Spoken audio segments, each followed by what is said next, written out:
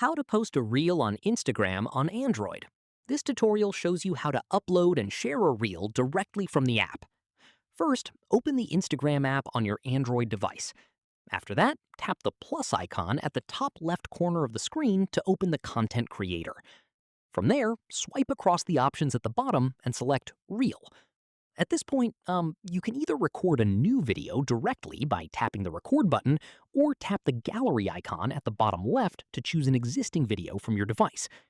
In the next step, once your clip is selected or recorded, tap Next to move to the editing screen. Following this, here you can trim your clip, add audio, text, stickers, or any other effects you want before publishing. Once done, tap Next again to move to the final details page. From here, write a caption for your reel and add any relevant hashtags to help more people discover it. At this stage, you can also choose a cover image, tag people, or adjust the audience settings before posting.